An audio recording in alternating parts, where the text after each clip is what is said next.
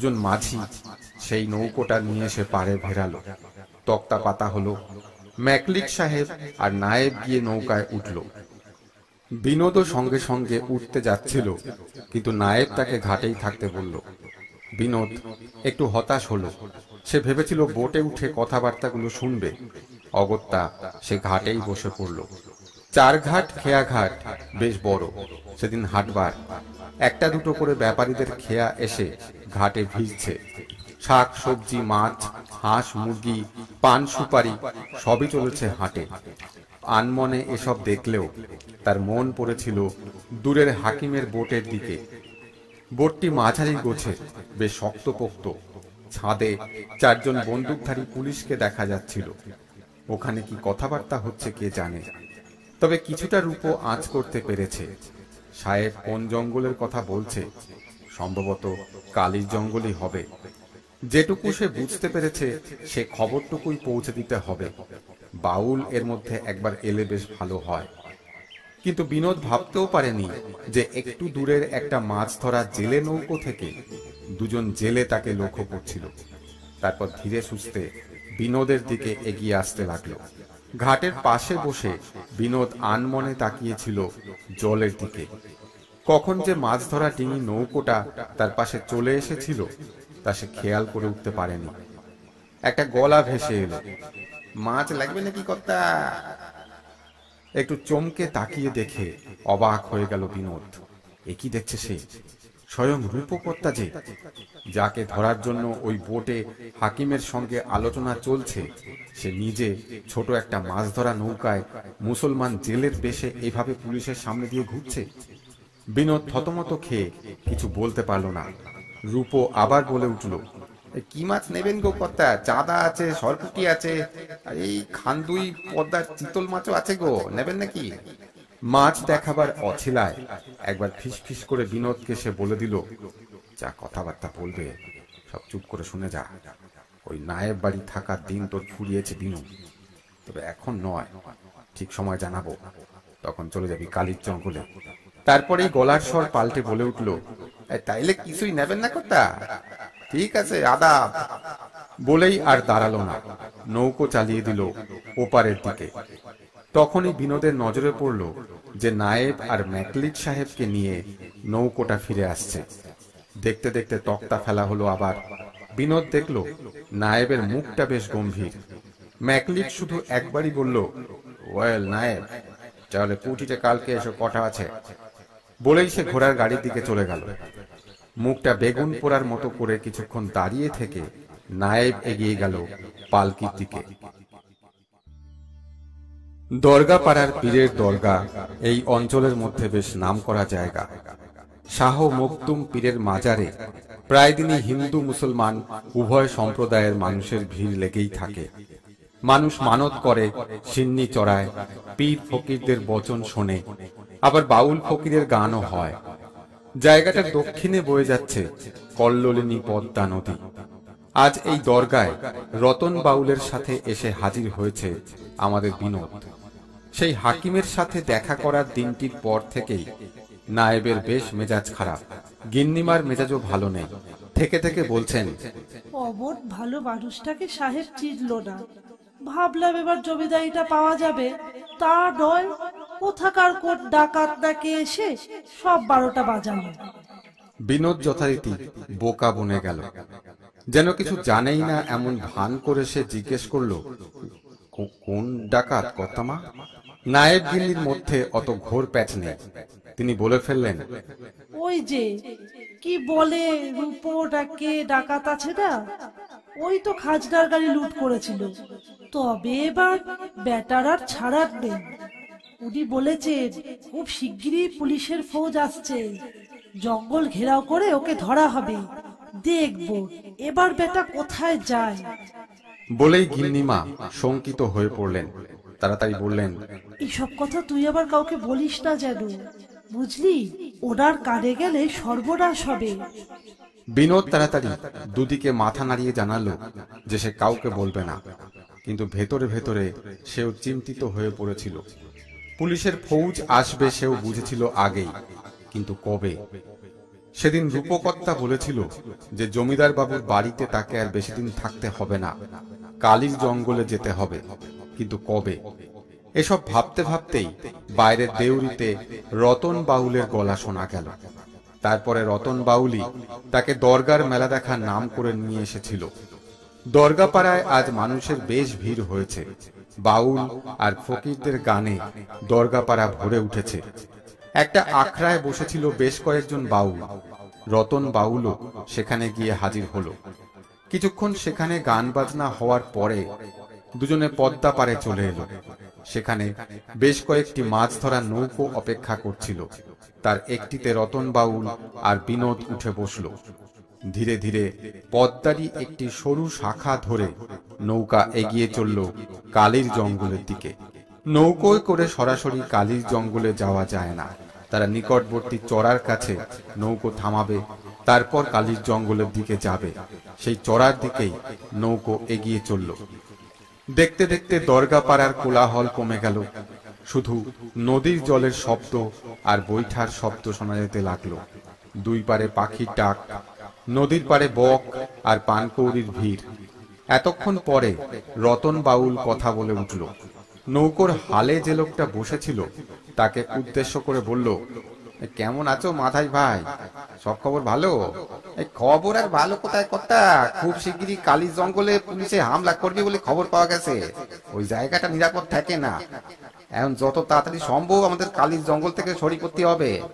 ওই রূপকর্তারও সেই রকমই ইচ্ছে, কিন্তু তার আগে একটা জরুরি কাজ সারতে হবে। তা কি কাজ মাথায়? এখন বলা যাবে না কর্তা, জঙ্গলেরও কান আছে। ওই ঘাটিতে পৌঁছে বলবো। বিনোদ এতক্ষণ কোনো কথাই বলেনি। অনেকদিন পরে নায়েব বাড়ি থেকে বের হতে পেরে তার খুব ভালো লাগছিল।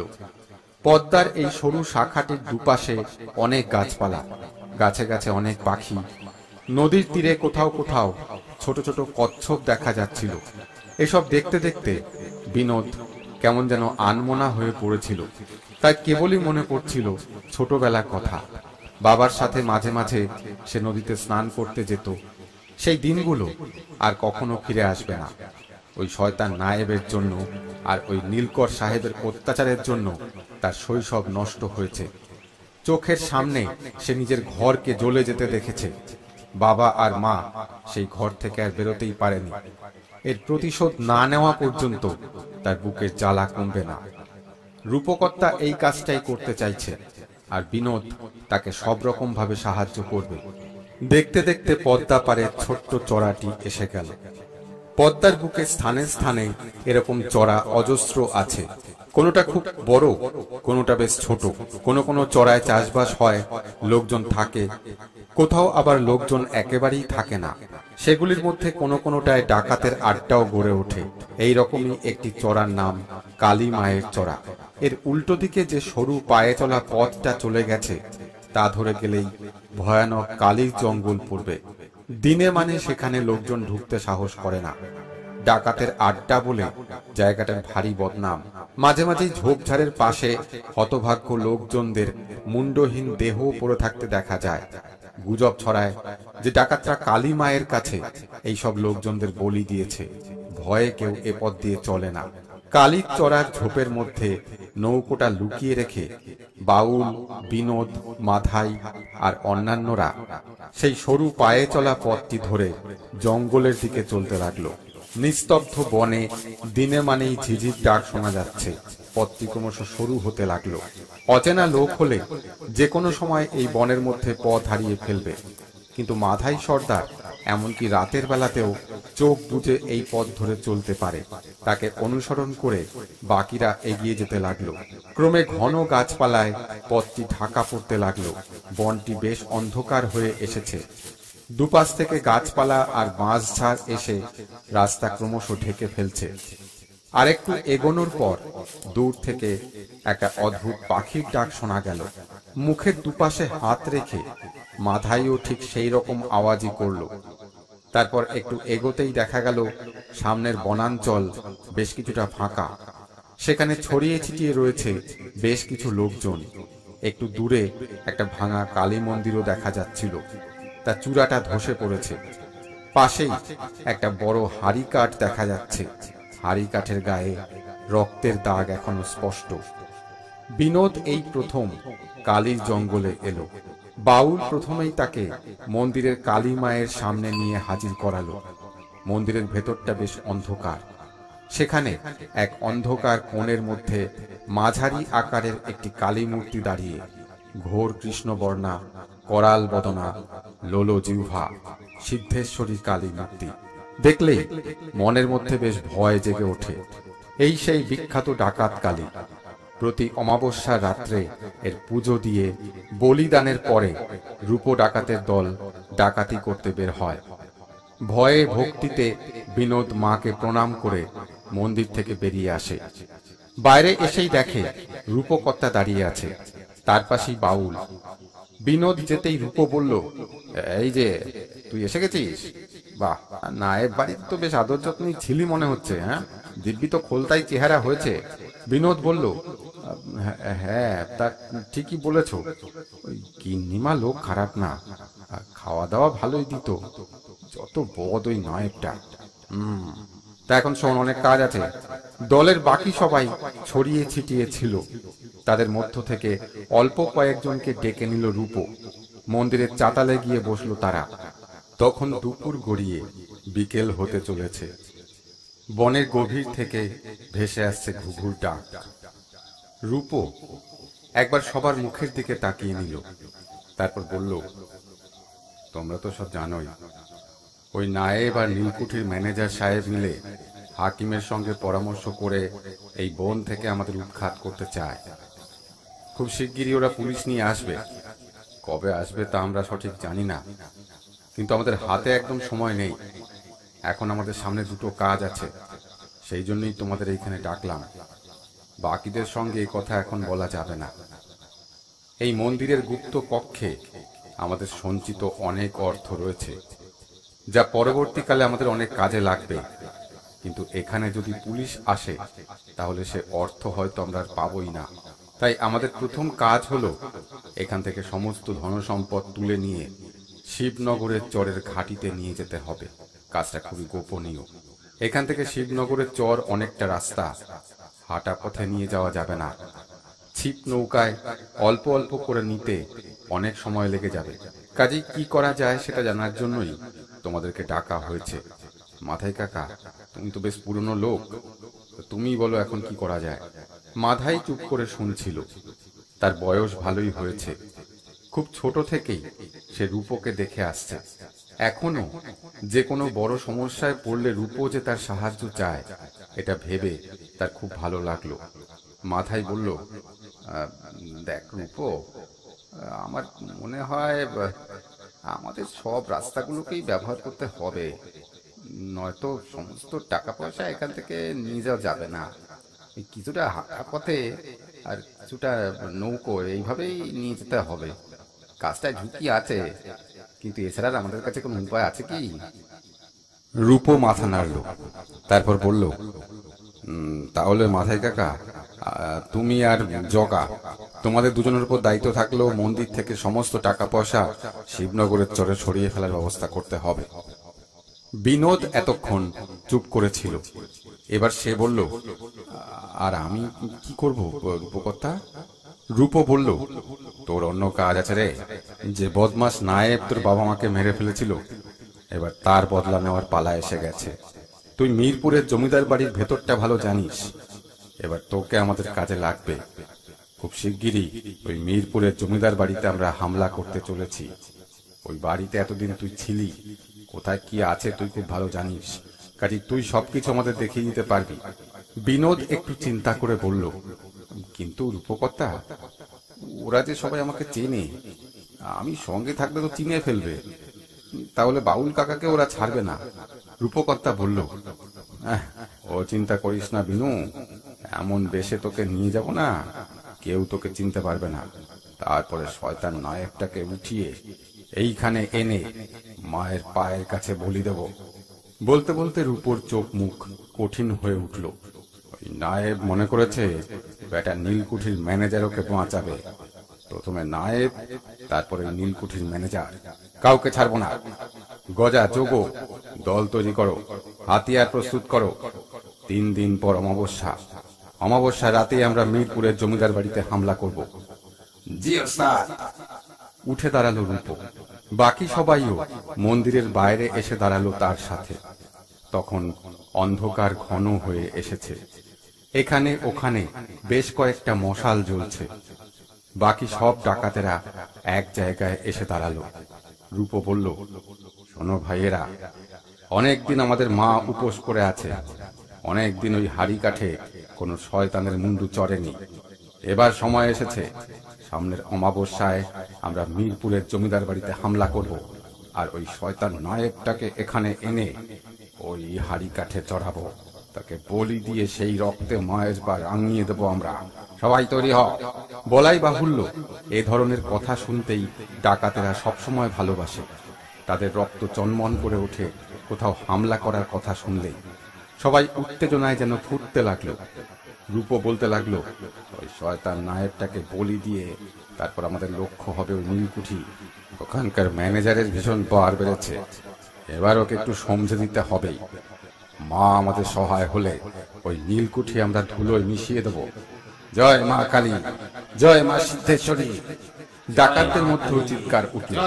গোটা বন যেন কাঁপতে লাগলো। ওদের সঙ্গে গলা মেলালো বিনোদ।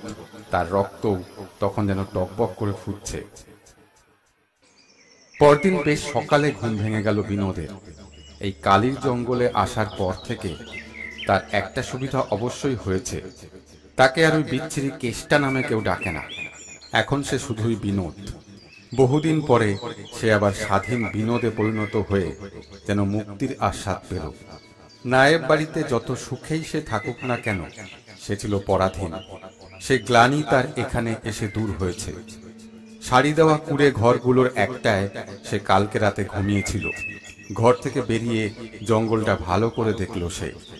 অনেক দূর পর্যন্ত শুধু গাছ আর গাছ। গাছের মাথায় লতা পাতায় ঘন হয়ে আছে। আর কদিন বাদেই এই জঙ্গল ছেড়ে চলে যেতে হবে। ইংরেজের পুলিশ আসবে, জঙ্গল ঘেরাও করে হামলা করবে। আর বেশি দিন নেই। আজ থেকে মাথাই আর তার লোকেরা মন্দিরের নিচের গুপ্ত ঘর থেকে টাকা পয়সা সরাতে শুরু করে দিয়েছে। বিনোদ দেখেছে সে ঘরটা। মন্দিরের বেদির পাশ দিয়ে একটা সিঁড়ি নেমে গেছে নিচের দিকে। মন্দিরের দেবী মূর্তির পিছন দিকে একটা ছোট দরজা আছে। সেই দরজা খুলে সিঁড়ি দিয়ে নেমে গেলেই নিচে রয়েছে মাঝারি আকারের একটা ঘর। বহু পুরনো ইট দিয়ে তৈরি সে ঘরটির কোথাও কোনো জানলা নেই। সেই ঘরে কয়েকটি বড় আকারের মাটির পাত্র রয়েছে। সেই পাত্রগুলির প্রত্যেকটি সোনার উপর টাকা দিয়ে ভর্তি। এই টাকা পয়সা ঠিক সময়ে সরিয়ে ফেলতে না পারলে আর কাজে লাগানো যাবে না। মাধাই আর তার লোকেরা তাই দিনরাত এক করে শিবনগরের চরের ঘাটিতে এই টাকা সরিয়ে ফেলছে। আসলে এই মন্দির এবং সংলগ্ন এলাকা বহুকাল আগে এক বিস্তৃত জনপদ ছিল। বহুদিন আগে পদ্মার বন্যায় এই অঞ্চল সম্পূর্ণ ধ্বংস হয়েছিল। লোকজন এখান থেকে সরে যায়। পরে গড়ে ওঠে এই বনাঞ্চল, আর থেকে যায় শুধুমাত্র এই ধ্বংসপ্রাপ্ত মন্দিরটি। এই জায়গাটাকে আরো ভালো করে দেখার ইচ্ছা ছিল বিনোদের, কিন্তু তা হয়তো আর হবে না। এসব ভাবতে ভাবতে বিনোদ সামনের দিকে এগোচ্ছিল।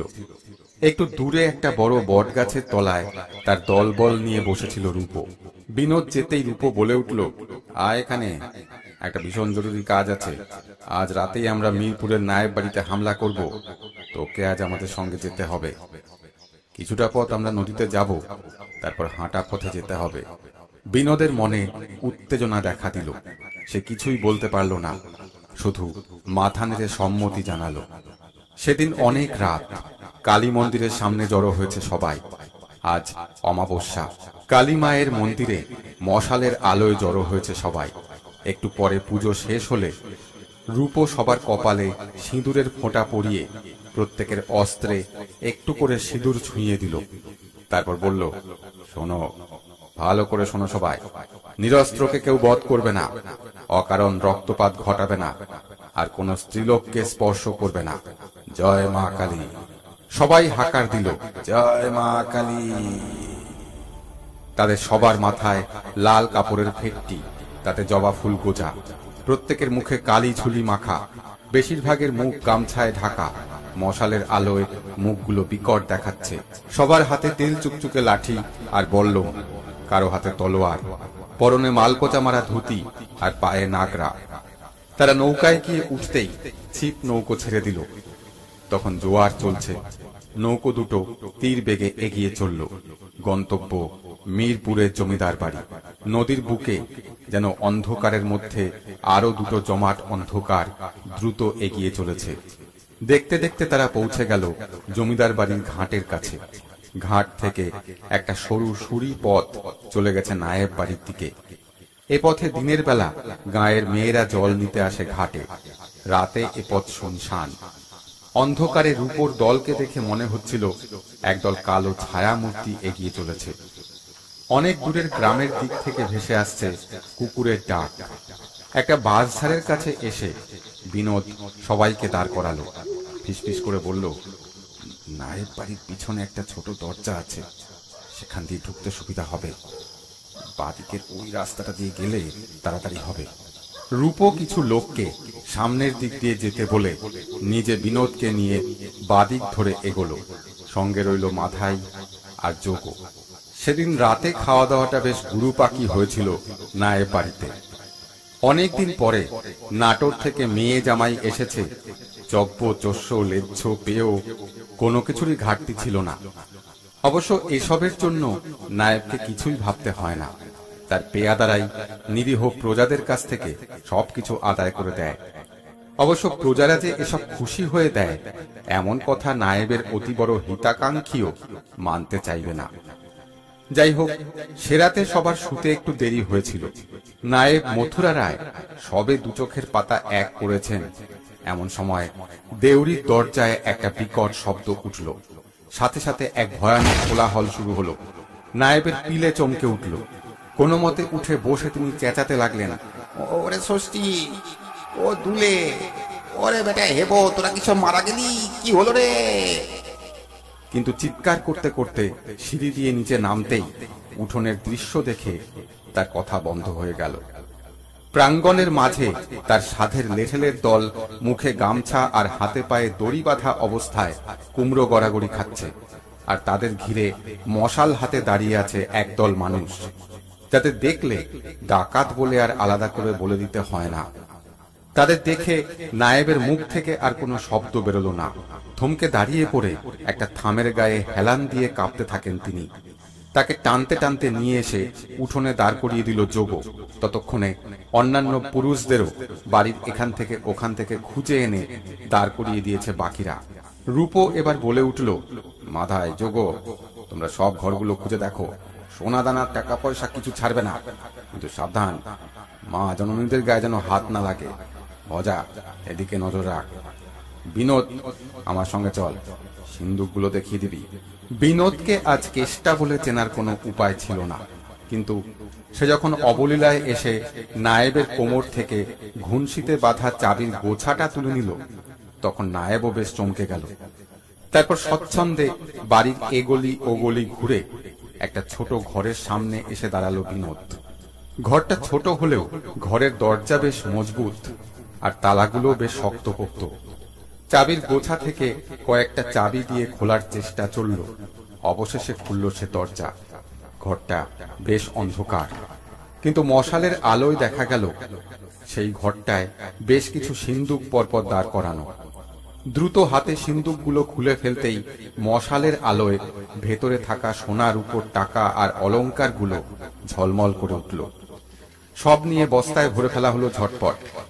কিছু দলিল দস্তাবেজও ছিল, নায়েবের মহাজনী আর তেজারতি কারবারের ভুয়ো দলিল আর হিসাবের খাতা, সেগুলিও তারা উঠিয়ে নিল। উঠোনে সবাই এসে জড়ো হলো আবার। আর একটুও দেরি না করে সেসব ভুয়ো দলিল আগুন জেলে পোড়ানো শুরু হলো। বহু মানুষের চোখের জলের হিসেব ছাই হয়ে উঠতে লাগলো। রূপো বলে উঠল, সবাই শুনে রাখো আমার নাম, আমি রূপো ডাকাত। যেখানে গরিব মানুষের উপর অত্যাচার হবে সেখানেই আমি পৌঁছে যাব। জয় মা কালী। ক্রমে পূব আকাশ একটু একটু ফর্সা হয়ে এলো। দলের সবাই ব্যস্ত হয়ে উঠল। নায়েবের মুখ হাত বেঁধে টেনে নিয়ে চলল তারা। যাবার আগে নায়েব বাড়িতে আগুন দিল যোগ। তারপর সবাই ছুটল নদীর ঘাটের দিকে। দেখতে দেখতে ছিপ নৌকা দুটি তীর বেগে ছুটে চলল।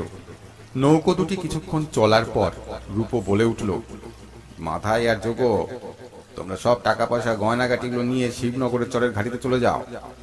আমি, বিনোদ আর বাকিরা এই শয়তানকে নিয়ে কালীর জঙ্গলের ঘাটিতে যাচ্ছি। সেখানের কাজ শেষ করে আজ রাতের মধ্যেই শিবনগরের ঘাটিতে আমরা যোগ দেব। কিছুক্ষণের মধ্যেই নৌকো দুটি আলাদা আলাদা পথ ধরল। কালীর জঙ্গলে যখন তারা সবাই এসে পৌঁছল, তখন দুপুর গড়িয়ে গেছে। চোখ বাঁধা অবস্থায় নায়েবকে একটি গাছের সঙ্গে বেঁধে রাখা হলো। তারপর সবাই খেতে বসল। গজা বলে উঠল, সর্দার, আমাদের এখানে কাজ তাড়াতাড়ি সারতে হবে। এখনো কিন্তু নীলকর রয়েছে, ওর কাছে নিশ্চয়ই খবর পৌঁছেছে। ওর বেটা যদি পুলিশ নিয়ে এখানে এসে হামলা করে। রূপো বলে উঠল, মায়ের পূজা তো আর দিনের বেলা হয় না। আজ রাতে মায়ের পুজোর সময় ওই নায়েবকে বলি দেব, এ আমার অনেক দিনের ইচ্ছে। এত তাড়াতাড়ি নিশ্চয়ই ওরা এসে পৌঁছতে পারবে না। আর যদি আসে, আমরা সবাই তো আছি, একজনকেও এখান থেকে ফিরে যেতে দেব না। করিম বলে উঠল, সর্দার, ওই নীলকুঠির ম্যানেজারকে কিন্তু ছেড়ে দেওয়া চলবে না। খুব তাড়াতাড়ি একটা ব্যবস্থা করতেই হবে। সে ভাবনা আমার অনেক দিনের। আমি ভেবে রেখেছি, ওই মিরপুরের নীলকুঠিকে মাটিতে মিশিয়ে দেব। মা যদি মুখ তুলে চায়, তাহলে সেদিন খুব তাড়াতাড়ি আসবে। এখন তাড়াতাড়ি খাওয়া দাওয়া শেষ করো, সন্ধ্যা হলেই পুজোর আয়োজন। ঠিক আছে সর্দার। দেখতে দেখতে কালীর জঙ্গলের বুকে সন্ধ্যা ঘনিয়ে এলো। বেজে উঠল ডঙ্কা আর ঢাক। নায়েবের বুকের ভেতরটা ঢিপ ঢিপ করতে লাগলো। পুজোয় বসলো রূপো সর্দার। পুজোর আয়োজন সামান্য। দেখতে দেখতে পুজো শেষ করে বলির উদ্যোগ করা হতে লাগলো। নায়েবকে টানতে টানতে নিয়ে এলো গজা। রূপো সর্দার বলে উঠল, নায়েব, আজ তোমার সব শয়তানির শেষ দিন। তোমার ভাগ্য ভালো যে মায়ের পায়ে তোমাকে আজকে উৎসর্গ করা হবে। তোমার পাপী জীবনের আজকে শেষ। কোনো মতে কাঁপতে কাঁপতে নায়েব মথুরা রায় বলে উঠল, আমি কোনো পাপ করিনি তো। আমি তো জমিদারের চাকর। তিনি যা হুকুম করেছেন আমি তাই করেছি। তুমি কি করেছো আর না করেছো তা আমরা জানি ভালো করে। শুধু একটা উদাহরণ তুমি দেখে রাখো। বিনোদ, এদিকে আয়। বিনোদ একটু দূরে দাঁড়িয়েছিল। সে এখন এগিয়ে এলো সামনে। দেখো তো, এই ছেলেটাকে চিনতে পারো? বিনোদের মুখ এখন পরিষ্কার। তার ডাকাতের বেশ এখন আর নেই। তাকে দেখেই চমকে উঠল নায়েব। কেসটা তুই ডাকাতের দলে ভিড়েছিস? বেঈমান! একটা গভীর রাগ বিনোদের মুখে ফুটে উঠল। সে বলে উঠল, আমি বেঈমান? আর আমার বাবা মাকে যখন জীবন্ত পুড়িয়ে মেরেছিলে, তখন তোমার ঈমান কোথায় ছিল? আমার বাবা নীল চাষ করতে চায়নি, তাই তুমি লোক পাঠিয়ে ওই নীলকুঠির লোকজনদের সাহায্যে আমার বাবা মাকে আর আমাকেও জীবন্ত ঘরের মধ্যে পুড়িয়ে মারতে চেয়েছিলে না? কোনো মতে আমি পালিয়ে বেঁচেছিলাম। প্রতিজ্ঞা করেছিলাম তোমার শেষ দেখব। আজ সেই দিন এসে গেছে। মরার জন্য তৈরি হও। ঢাক ঢোলের প্রচন্ড শব্দের মধ্যে নায়েবকে পিছমরা করে বেঁধে হাড়ি কাঠের মধ্যে এনে তার মাথা গলানো হলো। তার আর্ত চিৎকার ঢাকা পড়ে গেল সমস্ত ডাকাতদের উল্লাসে। বিনোদ সেখান থেকে সরে এলো। তার মন এখনো নরম। খুনের বদলা খুন, সে ঠিক মেনে নিতে পারে না। কিছু দূরে জঙ্গলের দিকে তাকিয়ে রইল সে। কিন্তু এ কি দেখছে? অনেক দূরে যেন কয়েকটা আগুনের আভা দেখা যাচ্ছে। বহু দূরে জঙ্গল থেকে হঠাৎ ভেসে এলো পেঁচার চিৎকার। সঙ্গে সঙ্গে বন্দুকের গুলির আওয়াজ শোনা গেল। রূপো সচকিত হয়ে উঠল। ভাইয়েরা, নীলকরার পুলিশ চলে এসেছে। ওদের সঙ্গে আমরা একসাথে লড়াই করলে সবাই মারা যাব। গজা আর করিম, বিনোদকে নিয়ে তোমরা এই লুকোনো সুড়ঙ্গ পথ ধরে নৌকায় চলে যাও। এক্ষুনি শিবনগরের চরে পৌঁছাও। আর এই নায়েবকে হাত পা বেঁধে ওই সিন্ধুকের কুম ঘরে ফেলে রাখো। যদি কেউ খুঁজে পায় তো বাঁচবে, নয়তো ওখানেই পচে মরবে। হয়তো মায়েরও তাই ইচ্ছে। বিনোদকে কাছে টেনে নিল রূপো। বলে উঠল, বিনু, তুই শিবনগরের চরে চলে যা। যদি আমি আর না ফিরি, তোকেই দলের দায়িত্ব নিতে হবে। আমি যে কথাগুলো তোকে সবসময় বলতাম, সেগুলো মনে রাখিস। গরিবদের দেখিস, আর এই নীলকরদের একদম মাথা তুলতে দিবি না। ওদের উপর বদলা নিবি তুই। সব কটা নীলকুঠিকে জ্বালিয়ে পুড়িয়ে শেষ করে দিবি। এখন যা, তাড়াতাড়ি পালা এখান থেকে। ততক্ষণে মুহুর্মুহু বন্দুকের গুলির আওয়াজ পাওয়া যাচ্ছে। চতুর্দিকে চিৎকার চেঁচামেচি শুরু হয়ে গেছে। অনেক মশাল ক্রমশ এগিয়ে আসছে এদিকে। গজা যোগও বিনোদকে নিয়ে গুমঘরের মধ্য দিয়ে লুকোনো পথ ধরে এগিয়ে গেছে নৌকার ঘাটের দিকে। যাওয়ার আগে নায়েবকে হাতে পায়ে দড়ি বেঁধে আর মুখের মধ্যে গামছা ঢুকিয়ে গুম ঘরে ফেলে রেখে গেছে তারা। দেখতে দেখতে নৌকাগুলি ছেড়ে দিল। তীর বেগে এগিয়ে চলল শিবনগরের চরের দিকে।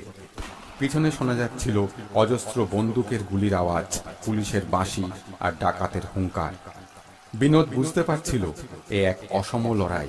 এ লড়াইয়ে রূপ সর্দার হয়তো টিকতে পারবে না। সে কারণেই সরিয়ে দিয়েছে তাকে। চোখের জল বাগ মানছিল না বিনোদের। নৌকা দুটি ক্রমশ